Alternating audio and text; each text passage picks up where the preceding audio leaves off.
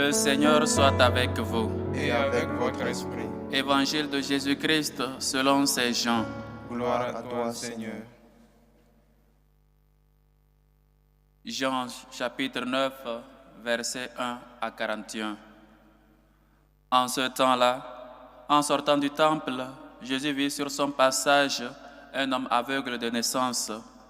Ses disciples l'interrogèrent: Rabbi, qui a péché, lui ou ses parents, pour qu'il soit né aveugle?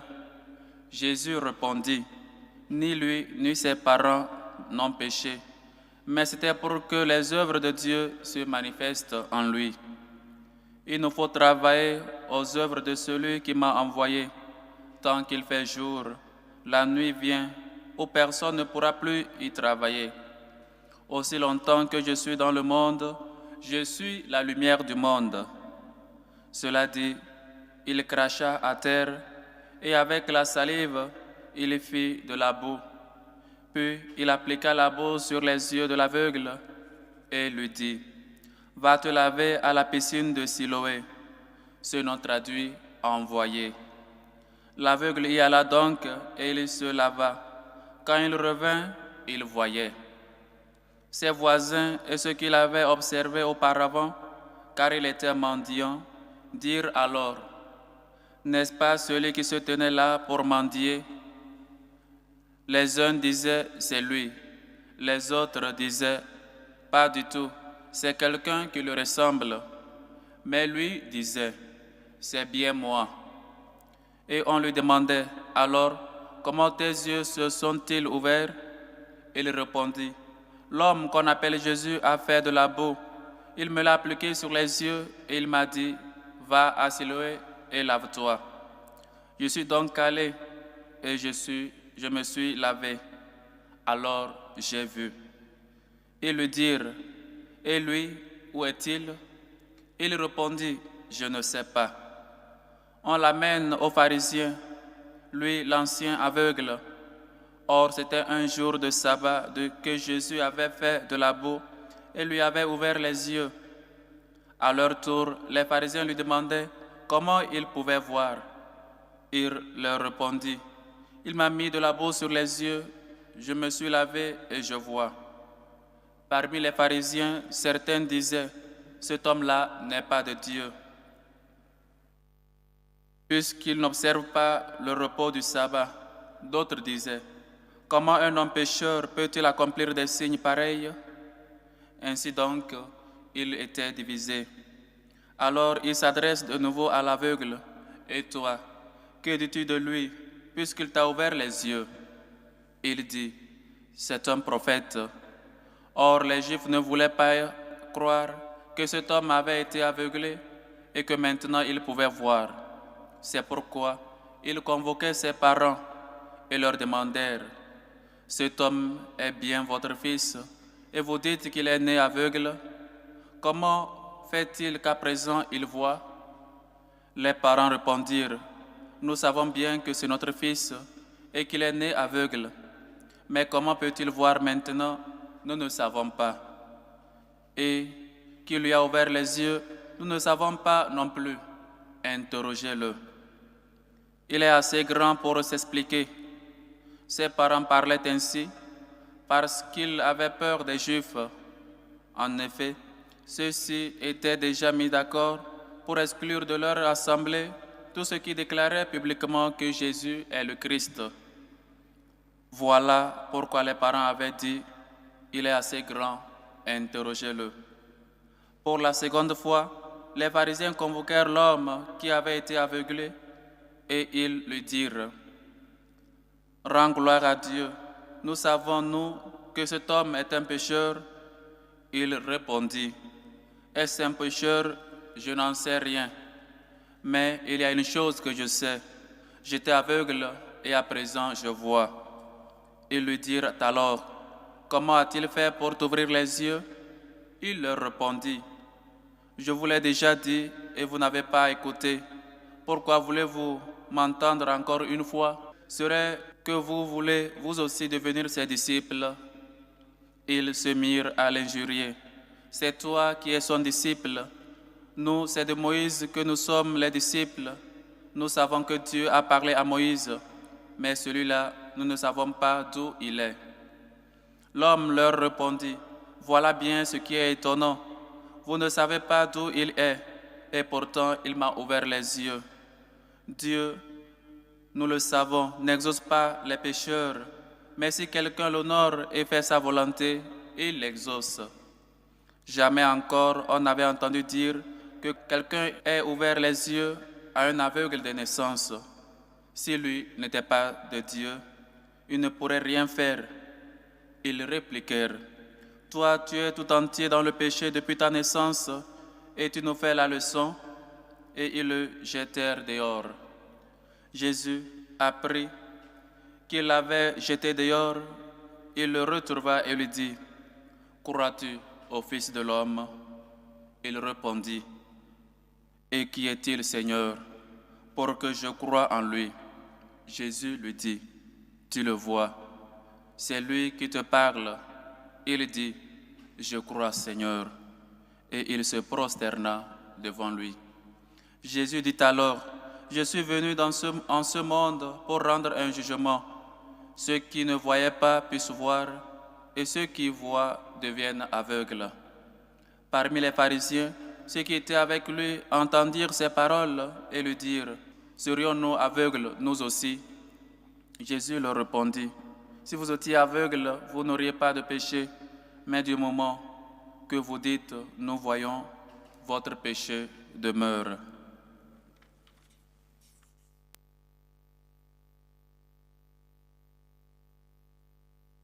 Acclamons la parole de Dieu. Louange à toi, Seigneur Jésus. Je me rappelle que sur la paroisse, quand l'évangile était si long, on disait aux vieilles personnes de s'asseoir. Et donc, chers frères et sœurs, nous commençons ce dimanche de la joie, 4e dimanche. Un dimanche en temps de carême qu'on dit dimanche de la joie, parce qu'on veut déjà nous faire goûter de la joie pascale. On veut déjà qu'on sente le goût de la joie pascale, les tarés, être toujours dans la joie. Voilà ce que le Seigneur nous appelle, toujours dans la joie, chers frères et sœurs. En ce 4e dimanche, il est question dans la première lecture des apparences, de ne pas regarder l'apparence. Dieu ne regarde pas l'apparence comme nous les hommes, Dieu regarde l'intérieur. C'est pourquoi nous devons non seulement peut-être bien nous coiffer, peut-être bien nous habiller, tout le reste, mais l'important c'est de soigner l'intérieur, c'est de soigner le cœur, que nos œuvres puissent montrer qu'on est vraiment chrétien, qu'on est des fils de lumière. Je ne critique pas qu'on ne soit pas bien arrangé, bien réglé, c'est bien, mais ce qui compte pour Dieu, c'est l'intérieur. Dieu ne regarde pas l'apparence, Dieu regarde l'intérieur. C'est bien de bien se vestir pour aller à l'église, mais c'est meilleur d'être un cœur disponible, un cœur bien soigné, un âme pure pour recevoir les grâces le dimanche, pour recevoir les grâces lors de la messe. Et donc, ne nous fuyons pas de l'apparence, ne nous contentons pas de l'apparence, mais de soigner l'intérieur. Dans la 2e lecture, il est question, chers frères et sœurs, que nous sommes fils de lumière. Il faut donc que nous nous conduisions comme fils de lumière. Il faut donc qu'on sache qu'on est chrétien. Il faut donc qu'on sache faire pour honorer Dieu, pour que les gens, en nous voyant, en voyant nos vies, puissent dire, voici un chrétien, voici ces gens-là qui ont connu Dieu. Parce que Dieu est lumière et il est venu pour rendre témoignage, pour nous donner, nous qui sommes aveugles, pour nous donner ce regard-là de nouveau, afin que nous puissions voir de nouveau. Et dans l'évangile qui contient beaucoup d'enseignements, chers frères et sœurs, quelle est donc la joie de cet aveugle de naissance qui retrouve la vue pour la première fois? Quelle est donc cette joie-là qui l'animait, soit qui l'anime? Et il dit, quand les gens lui ont vu en train de venir, d'autres disent c'est lui, d'autres disent c'est pas lui. Et lui dit c'est bien moi. Et donc qui t'a fait ce miracle, qui t'a donné la vue? Un homme qui s'appelle Jésus m'a fait découvrir la vue. Où est-il maintenant? Je ne sais pas. Et donc, chers frères et sœurs, la joie qu'il animait quand il revenait, C'est ça la joie, quand nous sommes Christ, quand nous sommes des chrétiens, quand les gens nous voient, ils ne nous reconnaissent plus parce qu'on a changé de vie, on a changé de méthode de vie. Et comme le disciple, l'aveugle né disait, ce qu'il est, je ne sais pas, mais ce que je sais, c'est un homme de Dieu. Voulez-vous vous aussi être ces témoins? Il dit, toi qui as été dans le péché, depuis ta naissance, tu as fait la morale à qui? Ce que je sais, je ne lui connais pas. Je ne sais pas où il se trouve. Mais ce que je sais, c'est que j'étais aveugle et maintenant je vois. Voilà, nous aussi, comme que nous puissions dire, j'étais pécheur, maintenant je lutte pour ne pas pécher. J'étais un corrompu, maintenant je suis vrai. J'étais triste, maintenant je suis dans la joie. J'étais, je ne sais pas, peut-être un infidèle, maintenant je suis fidèle. J'étais païen, maintenant je suis chrétien. Je faisais du mal aux uns et aux autres, maintenant je fais du bien. J'étais aigri, maintenant je prie pour les gens. J'étais un homme qui était jaloux, j'étais une femme jalouse, maintenant j'aime. Parce qu'on aime, quand on aime, on n'a pas la place, on n'a pas le temps de faire la jalousie. J'étais un ingrat, maintenant je rends grâce à Dieu pour tout ce qu'il m'a fait, pour ce qu'il fait dans ma vie. C'est ça la résolution à prendre, chers frères et sœurs. J'étais païen, maintenant je suis chrétien. J'étais aveugle, maintenant je vois. J'étais pécheur, maintenant je lutte pour ne pas tomber dans le péché. Voulez-vous vous aussi être ses disciples? Quelle est donc notre réponse en ce dimanche? Veux-tu toi aussi être son disciple? Les pharisiens ont dit, toi, tu veux faire la morale à qui? Voilà. Quand on rencontre le Christ, on doit nécessairement changer. Quand Dieu nous fait la grâce dans notre vie, on doit directement, non seulement être des gens généreux, des gens qui partagent, des gens qui sont des bons administrateurs, mais des gens qui vont vers les autres.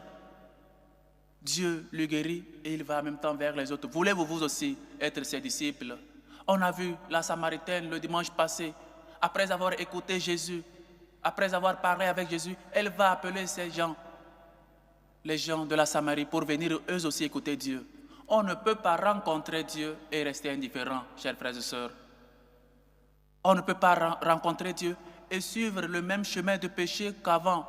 On ne peut pas rencontrer Dieu et être toujours infidèle comme avant, être toujours corrompu, être toujours des gens qui insultent, être toujours des gens qui parlent mal des uns et des autres, être quelqu'un aigri, être quelqu'un qui est toujours, je ne sais pas, le visage serré.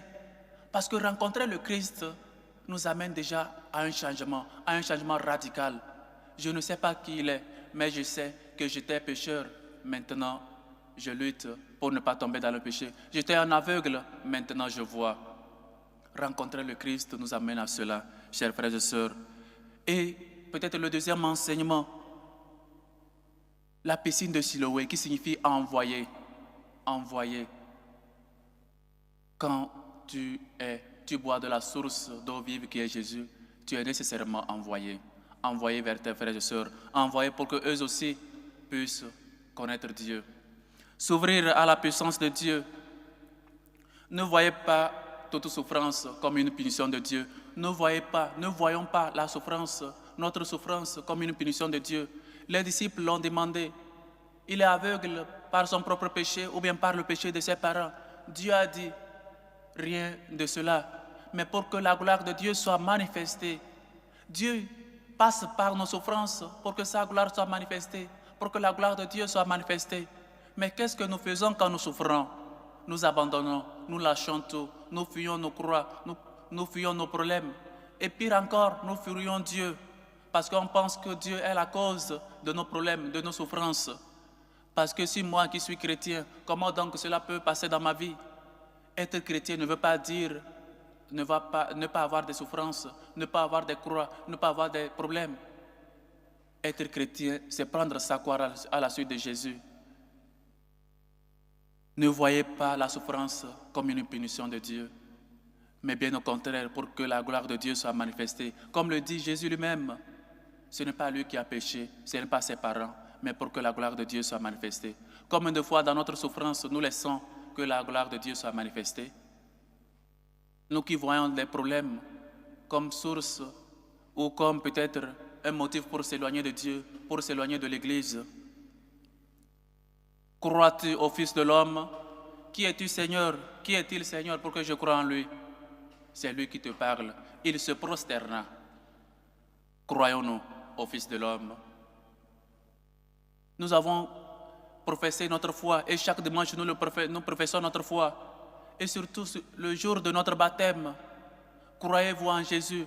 Croyez-vous en Dieu le Père? Croyez-vous au Saint-Esprit? Nous avons dit « je crois ». Mais notre adhésion n'est pas parfaite. Se laver, se purifier. Nous sommes au mois des scrutins, des candidats au baptême. Crois-tu au Fils de Dieu? Il est donc question que chaque jour, dans notre vie, dans les moments difficiles, dans les moments de joie, que nous puissions toujours affermir notre foi en Christ. Crois-tu au Fils de l'homme? Qui est-il, Seigneur, pour que je croie en lui? C'est lui, c'est moi qui te parle. Il se prosterna. Et j'ai dit ici plusieurs fois que j'aime beaucoup cette position de se prosterner devant le Seigneur. Les jours de l'ordination, c'est le moment de se prosterner devant le Seigneur. Un signe d'appartenance totale à Dieu. Il se prosterna. Ce n'est pas seulement une révérence, ce n'est pas seulement la génuflexion, mais cette manière de se prosterner devant Dieu. Jésus est la lumière du monde. C'est lui qui donne la lumière. Et nous avons peut-être expérimenté quand peut-être il y a coupure de courant, coupure d'électricité, et à un moment, peut-être tu étais en train d'étudier, tu étais en train de faire quelque chose de très important avec la lumière. Et il y a ce délestage-là, et quand après on ramène l'électricité, comment la joie. Jésus est cette lumière qui nous éclaire. Jésus est cette source d'eau vive que nous buvons. Jésus est la lumière du monde. Et nous qui sommes fils de Dieu, nous sommes fils de lumière, nous devons nous conduire comme fils de lumière. Chers frères et sœurs, nous sommes donc en ce dimanche de la joie, dimanche de l'étaré, à nous demander des questions. Où donc le Seigneur m'envoie me laver? Je lui présente mes plaies. Dieu toucha sa partie où ça lui faisait mal, qui ne lui servait pas. Il faut que nous sachions présenter nos maladies, nos problèmes à Dieu. Il toucha l'aveugle, il toucha ses yeux. Il faut donc présenter tes problèmes à Dieu. Il faut donc lui offrir, laisser sur son altar, sur son autel, tes problèmes. Présente tes souffrances à Dieu. Ne les cache pas. Ne te détourne pas de Dieu quand tu as des problèmes. Bien au contraire, approche-toi de lui. Laisse tes problèmes sur son autel saint. Laisse tes problèmes lors de la messe. Présente-lui tes plaies, présente-lui tes problèmes. Présente-lui comme l'aveugle. Et il toucha ses yeux et il l'envoya se laver. Où donc le Seigneur m'envoie me laver? Dans quelle piscine? Au confessionnaire. Il faut se confesser, chers frères et sœurs. Parce que quand nous nous confessons, nous nous disposons pour que la grâce de Dieu se déverse en nous. Il faut donc se confesser en ce temps de carême. Et l'Église même insiste là-dessus. Se confesser pour être pur, pour être saint. Se laver dans la confession. Il faut donc que nous sachions nous confesser. Nous ne sommes pas saints. Nous ne sommes pas des 3 fois saints, même si nous le pensons, même si les autres nous disent c'est faux. Il faut que nous nous confessions. Dieu nous envoie, comme l'aveugle-né, à nous laver dans la piscine de la conversion. Et les prêtres, les paroisses organisent des confessions lors peut-être de la semaine sainte ou avant même la semaine sainte. Il faut s'approcher de sa paroisse pour se confesser, pour se laver dans cette piscine de Siloé. Il faut que nous nous approchions au Seigneur. J'étais aveugle et maintenant je vois. J'étais mauvais, maintenant je suis bon. J'étais infidèle, maintenant je suis fidèle. J'étais quelqu'un qui était loin de Dieu, maintenant je suis proche. Chers frères et sœurs, ouvrons-nous à la grâce de Dieu. Laissons que Dieu qui est lumière puisse illuminer nos ténèbres, puisse illuminer nos problèmes, puisse illuminer notre vie. Et ne soyons pas des gens qui seulement soignent l'apparence, mais l'intérieur. Qui seulement se conduisent comme des chrétiens, mais il faut qu'on se conduise comme des vrais chrétiens. Dieu est lumière. Nous sommes fils de lumière, fils de Dieu. Conduisons-nous comme tels. Que le Seigneur nous aide et qu'il trouve en nous cette disponibilité comme l'aveugle né de naissance et que nous puissions toujours être obéissants à sa parole. Allons nous laver dans la piscine de la confession. Allons proclamer, j'étais aveugle, maintenant je vois. J'étais pécheur, maintenant je suis proche de Dieu. J'étais, et maintenant Dieu a illuminé ma vie. Je vivais dans les ténèbres, Dieu, par sa lumière, m'a illuminé. Que le Seigneur nous aide et que sa miséricorde nous réconforte. Loué soit Jésus-Christ. À jamais.